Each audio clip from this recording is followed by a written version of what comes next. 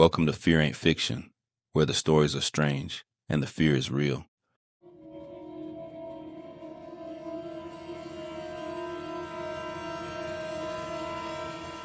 I used to work nights at one of those grimy corner stores in Houston. Bars on the windows, 3 half-broken cameras, and a "no mask, no service" sign everybody ignored.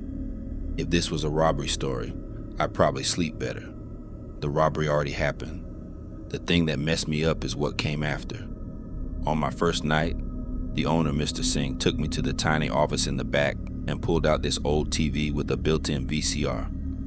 "This is why you listen if anyone points a gun at you," he said. He popped in a tape. Date in the corner said 1990-something. The quality was trash, but you could see the clerk clear enough. Middle-aged guy, receding hairline, behind the same counter I'd be standing at. 2 dudes walked in with hoodies and guns. The clerk did everything right. Hands up, opened the register, backed away. One of them shot him anyway, point blank. He dropped out of frame like a sack. I was just standing there, 21 years old, watching a man die in the exact spot I was supposed to stand for 8 hours. "They caught them," Mr. Singh said. "But sometimes, people say they still see him here." He said it like he was telling me where the mop was. Most nights were boring. My shift was 10 p.m. to 6 a.m. Drunk people, loud people, guys buying blunts and gas. Same faces. The first weird thing was small. Around 3 a.m., I'm behind the counter scrolling my phone, store totally empty. To let people in after midnight, I have to buzz the lock, so I pay attention to the door. Out of nowhere, door chime goes off. I look up. Door still closed. Nobody at the glass. Parking lot camera shows nothing but my car and a stray cat. I figure it's just a glitch. Old building, old system. 2 nights later, same thing. About 3 a.m. again. No one there. Okay. Annoying, but not scary. That came next. We had 4 cameras. Parking lot, door, aisles, and one aimed right at me. Old square monitor sat above the lotto tickets so you could see them all at once. I'm watching them one night while I restock cigarettes. On the aisle cam, I see this older dude in work boots and a plaid shirt walking down the chips aisle. I never heard the door. No buzz, no chime, no footsteps. Camera said he was in the store. My ears said nope. He stopped halfway down the aisle and kind of leaned on the shelf like he was catching his breath. I looked up from the screens to the actual aisle. Empty. I looked back at the monitor. He was still there. Same pose. Then he slowly turned his head like he was looking straight at the counter. Straight at me. I did the dumb thing and said, "You good, sir?" Store stayed dead silent. I glanced down at my phone for half a second. When I looked back up, the aisle was empty again. On the screen and in real life. I told myself it was some camera lag. Maybe old footage flickered in. It bothered me, but I kept the job. Soon after that, the smell started. Every night, around 3 a.m., the air got heavy with this metallic, burnt meat smell, like blood on a grill. It would roll through the aisles and then disappear. I checked the trash, the cooler, behind the counter. Nothing. No leaks, no spoiled food. One night, when the smell hit hard, I went to the back office. That old TV/VCR was still on the shelf, unplugged, tape sitting there with the date written in marker. For some reason, just standing next to it made the smell worse, like the stink was soaked into the plastic. I went back to the counter. All 4 monitors were black, not off, just black screens with the green timestamp still ticking. I was about to step out to check the cables when the screens all flashed white and came back on. Only they weren't live anymore. Every monitor was playing the same thing, the old robbery footage. That middle-aged clerk behind the counter, the grainy shot, the old date in the corner, on the parking lot cam, on the door cam, even on the camera that's supposed to be pointed at me. I was basically surrounded by this dead man's last few minutes. You could see him ringing someone up, looking tired but normal. You could see the door swing open for those 2 guys with guns like you already knew their lines. I watched him put his hands up. I watched him open the drawer. The smell in the store got so strong I had to breathe through my mouth. Right before the shot, Everything froze. The frame went smeared and glitchy, like someone hit pause on a bad live stream. The clerk's head turned, way more than it had on the tape the first time I saw it, and he looked at the camera. Not at the robbers, at the camera, at me. The screens flickered black again. When they came back, everything was normal. Live feeds, empty parking lot, quiet aisles, and me behind the counter, staring up like an idiot. I almost walked out that night. My rent said stay. The final push came from a customer. It was a regular, a dude from the warehouse down the street. He came in around 4 a.m., grabbed an energy drink and chips, put them on the counter. While I was ringing him up, he glanced at the monitor that shows the register and frowned. "Yo," he said, "why it look like there's two of you?" I looked up. On the screen there were two versions of me behind the counter. One was doing exactly what I was doing, scanning his stuff head down. The other was standing a foot to the left, turned slightly like he was talking to someone in the candy aisle. Same hoodie, same hat, same everything, just copied and pasted. I whipped my head around, nobody next to me. When I looked back at the monitor, the second me glitch faded and was gone. The customer stared for a second, then slid a 20 over. "Keep the change," he said slowly, "and good luck with that." I decided right then I was done. On my last night, when I turned in my keys, Mr. Singh looked tired. "You sure you don't want more hours?" he asked. "You're good with nights." "That's the problem," I said. He gave this little half smile like he knew what I meant. "Some people," he said, "work until they die. Some people just keep working." Then he reached under the counter and handed me something wrapped in a plastic bag, the VHS. "I'm changing everything to digital," he said. "No more tape. Maybe now he'll understand his shift is over." I did not want that thing, but he insisted. I tossed it in my trunk and told myself I'd dump it somewhere. I never got around to it. A few weeks later, I was at my new job when my phone buzzed. Notification from my home security app. Motion detected in living room. I live alone. I opened the clip. The video was grainy, way worse than usual. It showed my empty couch, TV off, and the front door. For about 3 seconds, a man in a plaid shirt and work boots walked past the camera. Same build, same receding hairline as the clerk in the tape. He didn't look at the door. He looked straight into the camera, straight at me through my phone. The clip glitched, rewound itself, and played the same 3 seconds again. I unplugged the camera and shoved my phone in my pocket. The VHS tape is still in a shoebox in my closet. I keep telling myself I'm going to throw it away. Every time I walk past a little hood store at 3 in the morning and see somebody behind the glass, I get that same tight feeling in my chest. Because now I know, not everybody working night shift behind that counter is still alive.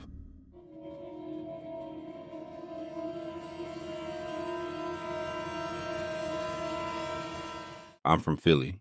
My girl's from Camden. If you know those two cities, you know how people talk about that bridge. Don't get stuck in Camden after dark, that kind of thing. Half joke, half dead serious. Last year we went to stay the weekend at her cousin's place in Camden. Little brick row house off Walnut Street, not far from 8th. If you know that area, you know it's not exactly a quiet cul-de-sac. I didn't know any of that until we pulled up. The block looked tired. Same style houses, shoulder to shoulder, some fixed up, some with boards on the windows, some with curtains just barely hanging on. Streetlights working on and off. Old police tape still tied to a signpost like nobody bothered to cut it down. My girl points at a narrow house with a weak yellow porch light barely fighting the dark. "That's her spot," she says. Inside, it's regular hood family vibes. Shoes by the door, cartoon playing on the TV, cousin talking loud in the kitchen, kids running around. The only thing that felt off was the hallway. From the living room, there's this skinny hallway leading to the bathroom, a small guest room, and a door at the very end that stays closed the whole time. I ask, "What's that room?" Her cousin doesn't even look up. "Storage. Don't go in there, it's a mess." And that's it. Door stays closed. Conversation moves on. But once I see it, I can't unsee it. That door is dead center from the guest room we're staying in. First night we crash in the guest room. Bed, little dresser, window looking out over the street. If I leave our door cracked, I can see the end of the hall and the storage door sitting there. I wake up at like 3 in the morning, no alarm, no reason. Just that feeling when your brain clicks on before your body wants it to. House is quiet, TV off, no cars outside. I'm just lying there listening. Then I hear a woman talking in Spanish, soft, that tone moms use when they're trying to calm down a baby. I can't make out the exact words, but the rhythm is there. Murmur, pause, murmur, shh. Underneath it, I hear these little whiny baby sounds, not full crying. Just those broken little breaths before a meltdown.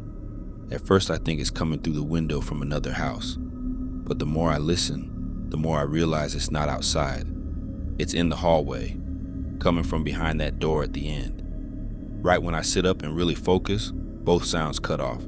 No voice, no baby, just dead quiet again.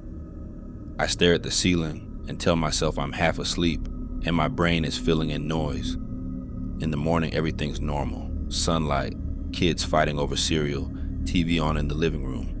I wait until my girl goes to the bathroom and her cousin's alone. "You got neighbors with a newborn?" I ask her. She shakes her head. Old dude on one side. Other side moved out. "I heard a baby last night," and somebody talking in Spanish. Thought it was next door or something. She freezes for a second, just a second, and then shrugs. "These walls are thin," she says. "You probably heard somebody up the block. Sound bounces." She changes the subject real fast.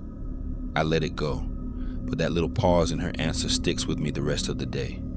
Second night, same setup. We watch a movie, everybody goes to bed. Guest room, door cracked, hallway in view. This time, I don't ease into it. I wake up because something is already happening. There's a baby crying. Full on, exhausted crying, like they've been at it for a while, and their voice is giving out. It's not loud, but it's constant. It's not outside. It's not the TV. It's behind that closed door.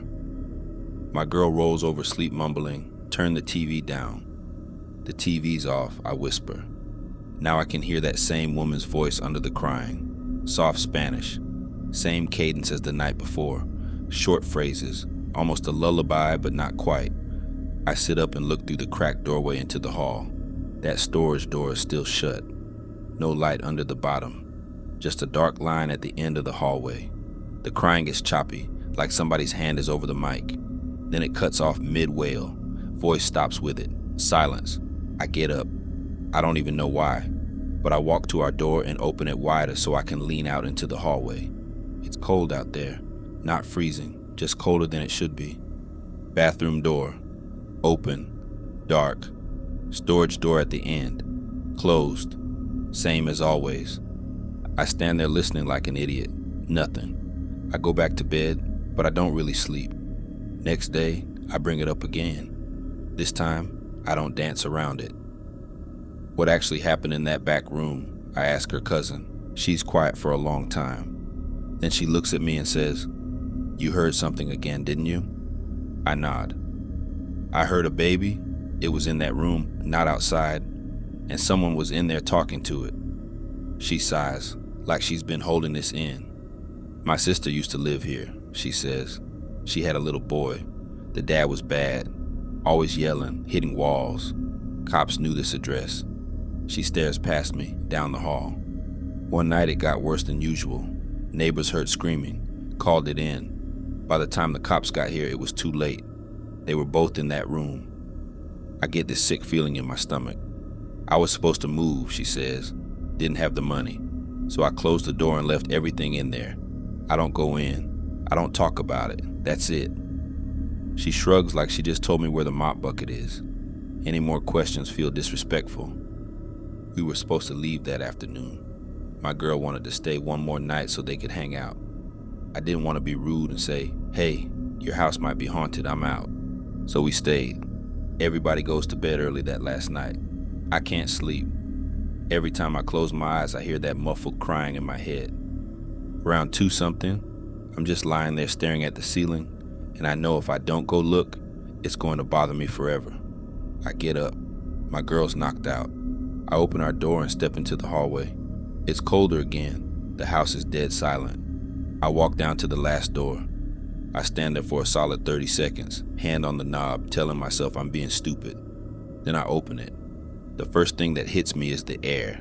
It's heavy and stale, like no one's opened this door in years. Moonlight from the street is coming through the blinds just enough to outline the room. It's not storage.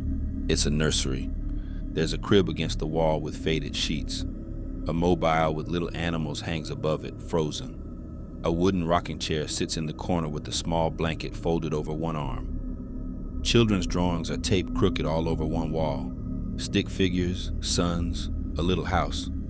There's a thin layer of dust on everything. My footprints show up clear on the floor. On a small dresser next to the crib is a baby monitor. Old style, white plastic, little speaker grill, and a tiny green LED. The power cord is hanging down, not plugged into anything. The green light is on. I'm just staring at it when the speaker crackles. Then I hear it again. A baby, right there in that silent, dusty room. Soft crying, little gasps. Under it, the same woman's voice whispering in Spanish, trying to comfort it. From the living room, way down the hall, I hear a TV turn on by itself, volume low, that generic serious news tone. My skin goes cold. I back out of the nursery, keeping my eyes on the crib. As soon as I step into the hallway, the crying cuts off mid-sound. The light on the monitor dies. Now I can hear the TV clearly. Shooting near 8th and Walnut in Camden late last night. One person was pronounced dead at the scene. I close the nursery door real slow. I don't open it again. We left the next morning. I didn't say anything to my girl until we were over the bridge, headed back to Philly. Even then, I kept it short. A couple months later, I'm scrolling my phone and see a local news clip about another Camden shooting. I almost scroll past it until the background grabs me. Reporter standing on a corner. Street sign behind her says Walnut Street. Camera pans just enough that I can see down the block. It's her cousin's street. Not the exact house, but close enough that my chest tightens. Same style row houses, same broken steps, same sagging porch railings. At one point in the segment, the camera zooms a little and catches the second floor windows of a house that looks just like hers, a few doors down from where we stayed. In one of the upstairs windows, the one that would line up with the back bedroom, you can see two dark shapes. One taller, like a woman holding something against her shoulder. One shorter, right beside her, like a child. They're not detailed, just silhouettes in the glass, but they're facing the street. The camera shifts focus back to the reporter. When it cuts again, that window isn't in frame anymore. Maybe it was a trick of the light. Maybe it was somebody actually living there now. All I know is this. Since that weekend, every time I hear about somebody getting shot near 8th and Walnut or along Walnut in Camden, I pay attention to the footage. And that same little row of houses is there. Sometimes in the background, sometimes just off camera. Like a woman and her child are still standing at that dark window in that back room off Walnut, watching the block that took them and everyone who comes after.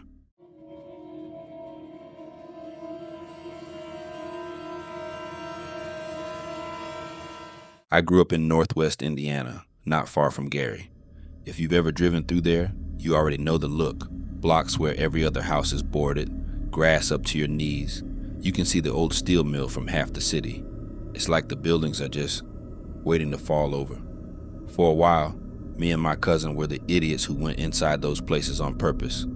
We did scrap for cash. Copper, aluminum, anything we could pull that wasn't bolted down too tight. East side, west side, didn't matter. But we hit 19th Avenue and Massachusetts Street a lot, because there's whole stretches of abandoned places there.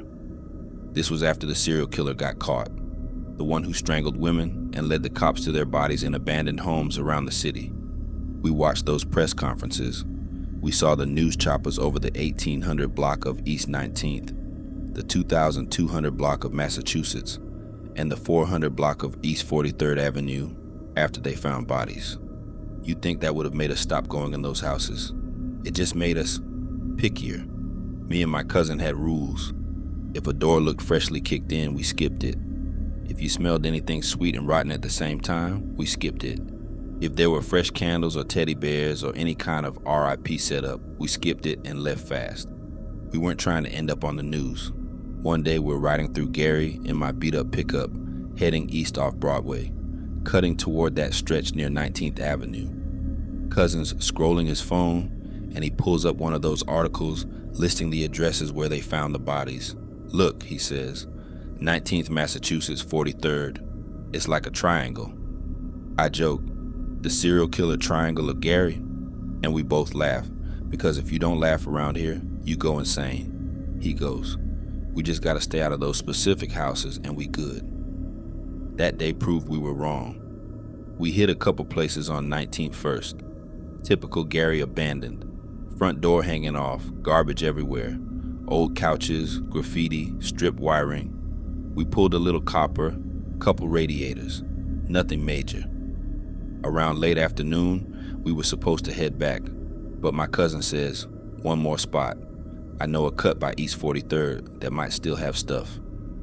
We end up on this little side street off 43rd Avenue, not far from one of the actual crime scene blocks we saw on the news. The kind of street where if your GPS says you have arrived, you immediately want to leave. Most of the houses are either burned out or wide open. Then there's this one. It's not the worst looking house, which already makes it weird for Gary. Roof intact, boards on most of the windows. Someone has spray painted a big red X on the front door, which usually means the city's marked it for demo. But the side door is half open. Cousin says, you see that? That's a sign from God. I said, pretty sure God doesn't want us in that one actually. We sit there for a second, looking at it. Finally he goes, those addresses they put on TV were all exact blocks, right? 19th, Massachusetts, 43rd. If this was one of those, they would have boarded it tight by now. That made sense in a stupid way, so we grabbed our tools. Inside smelled like mold and old smoke, nothing too crazy at first. Living room was trashed, stuffed chair flipped over, broken TV, beer cans, a whole wall missing plaster so you could see straight into the studs. It felt like every other abandoned house I'd been in, except it was quiet. Gary houses usually have something, wind, raccoons, squatters, something. This one just felt held. We split up. He went toward the kitchen to check for metal. I checked the front bedroom. Old mattress on the floor, graffiti, porn mags from like 1998. Nothing worth touching. That's when I noticed something off about the floor in the hallway. The dust wasn't right. In houses nobody's walked through for years, the dust layer is even. You can see exactly where you step. In this one, there was a drag through it, like someone had pulled something heavy from the front door all the way toward the back, not footprints, just a wide, smudged trail. It went past me down the hall and stopped at a door that led down to the basement. Basements in Gary are already hell no.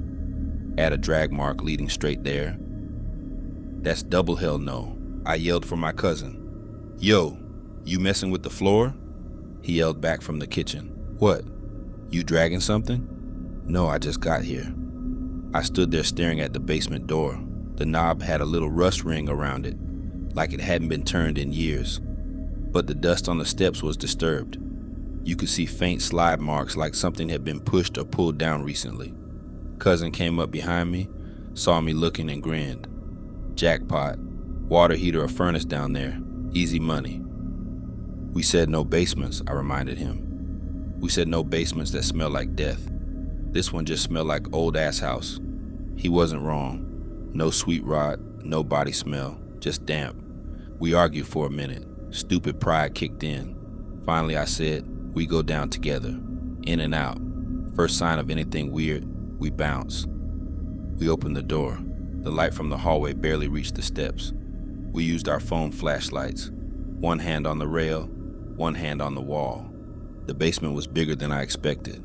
Concrete floor, low ceiling, exposed pipes. Typical. But the far corner was not typical. Someone had piled tires and junk in a weird circle. Inside the circle was a dirty mattress on the floor. On top of the mattress were teddy bears, a bunch of them. different sizes, all turned toward the center like they were watching something. My cousin whispered, "Nah." The dust around that setup was wrong too. Everything was thick with it, but there was a faint, darker streak leading from the bottom of the stairs to the tire circle, like something heavy had been dragged and then covered up. I got that feeling in my chest, the one that says, you are somewhere you're not supposed to be. "We're done," I said. "We're not touching anything down here." Cousin didn't argue. That scared me more than anything. We started backing up toward the stairs. As we did, something thumped overhead. Not like the house settling. This was directly above us. One heavy footstep, then another, then a slow creak, like weight shifting on rotten boards. We froze, looked at each other. "Someone upstairs?" he mouthed. We hadn't heard anybody come in. No cars outside, no voices. But whatever was walking up there was big enough to make the ceiling dust sift down. Then it stopped. Dead quiet again. We went up those stairs faster than we went down. The first floor was empty. We swept the rooms quick. No one. Side door still half open. No new tracks on the floor except our own. Outside, the street was the same. Silent, dead. We got in the truck and barely talked on the way home. That night, I couldn't stop thinking about the teddy bear circle in the basement. I kept seeing those news clips in my head. Reporters standing in front of abandoned houses in the 1800 block of East 19 and the 400 block of East 43rd, talking about bodies found in basements under piles of junk and toys. Next day, I decided to look up the house. I pulled up an article that listed the addresses tied to the killer. Then I went on the county property search site and started matching them on a map. There they were, one on East 19, two on Massachusetts, one on East 43rd. All those blocks we knew to avoid. Then I tried to find the house we'd just been in. I knew the cross street. I knew it was off East 43rd, a couple turns past one of the actual crime scene addresses. Nothing. Closest entries were the known houses, a couple vacant lots. No record of the parcel that should have been right where we parked. I figured I was just missing it. I texted my cousin, "Yo, what was the address on that X house?" He replied, "There wasn't one, remember? Plate was gone." He was right. I realized I hadn't seen any numbers by the door, or on the mailbox, or even spray painted anywhere. That's rare in Gary. Even abandoned, somebody usually tags a number. A couple days later, he hits me up like, "We should go back for that water heater at least. I've been thinking." I told him no, hard no. He went without me. He called me that night sounding off. "Bro," he said, "I couldn't find it." "What you mean you couldn't find it?" I drove the same block, past the same burned out house on the corner, the same empty lot with the couch. There's a spot where it should be, but it's just trees, like it was never there. "You sure you were on the right street?" I went back twice, even drove around behind it. "I know where we parked, man. It's not there." I didn't say anything. He goes, "You still got that picture?" I'd almost forgotten I took one.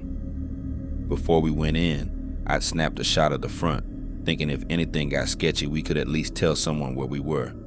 Nothing artistic, just my truck in front of a house with an X on the door. I pulled it up. The house was there, clear as day, dirty white siding, boarded windows, red X across the door. My truck in front. You could see the leaning telephone pole across the street. I texted it to him. He writes back, "That's the spot. That's the lot. But I swear to God, the house is gone." I zoomed in on the photo. That's when I noticed something I hadn't seen before. In the front window, between the boards, there was a gap just big enough to see into the dark. And in that little triangle of darkness, right where the living room would be above the basement, there was a shape. Not a face exactly, just the outline of a head and shoulders, leaning to one side like whoever it was didn't have the strength to stand up straight. I don't remember that being there when I took the picture. I still live near Gary. I still drive through sometimes. I've gone back past that side street off East 43rd a few times, just to see. Sometimes there's a house there with an X on the door. Sometimes it's just a lot full of trees and trash. Depends on the day. Depends on, I don't know, who's looking. But every time a story pops up about another body found in an abandoned place in Gary, and they mention 19th or Massachusetts or 43rd, I think about that basement with the tire circle and the teddy bears. The news always says police search the abandoned homes in the area. That sounds right. It's the ones that aren't technically on the list you have to worry about.